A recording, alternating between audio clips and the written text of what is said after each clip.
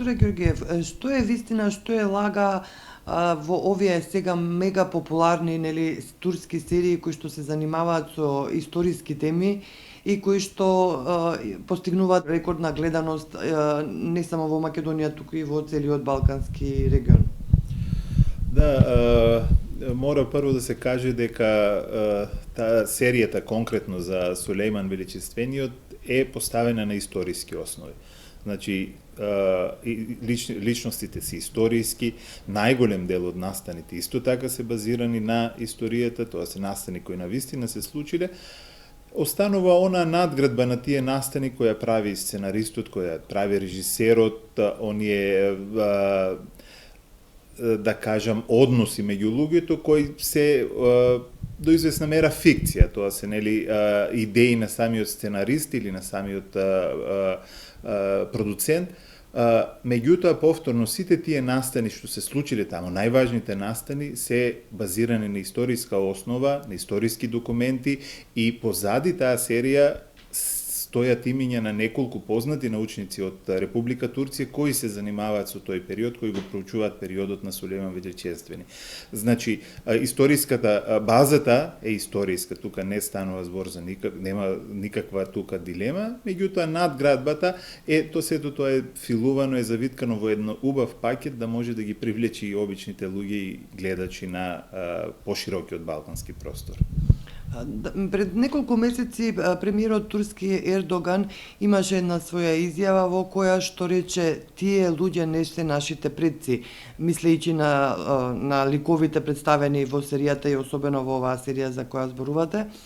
И тој се закани со тужби и се закани на продуцентската куќа да престане всушност со продукцијата на оваа серија.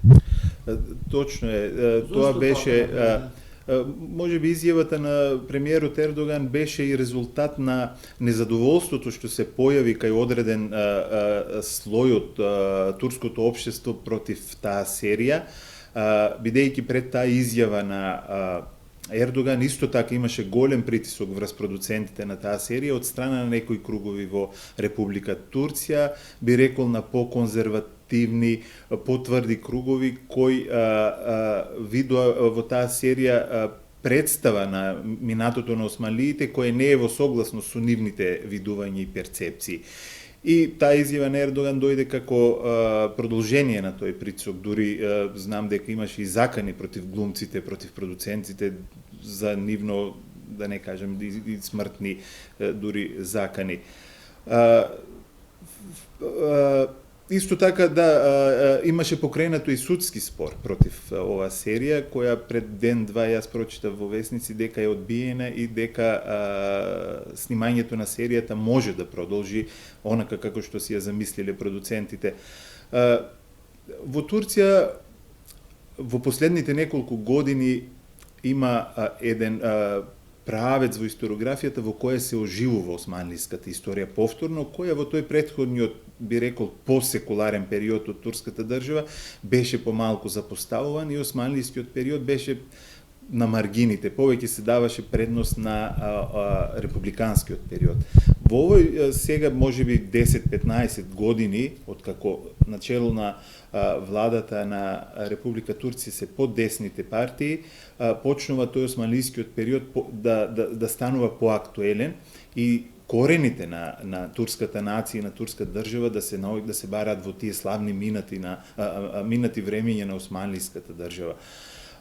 Оттаму и представувањето на османлиската држава во овој момент во Турција е на ниво помалку идеализирано.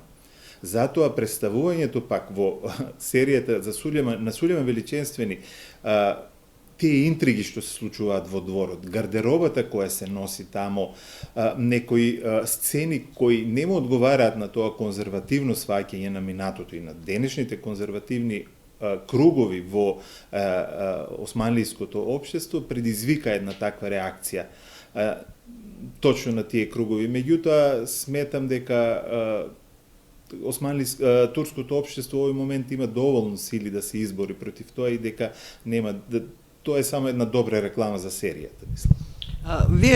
Ги знаете деталите, се разбира, од овој период, особено од владењето на Сулеман Величествениот, нели, како еден од најистакнатите личности од тој период на историјата. Вистина ли е дека тој го убил својот син од претходната жена, како што ни прикажуваат во серијата? Вистина ли е дека Хурем, нели, неговата сопруга втора практично, што потоа доаѓа, иако не од муслиманска вероисповед, потоа ја прифаќа таа вера, ги правела била зад сите тие интриги и војсководец?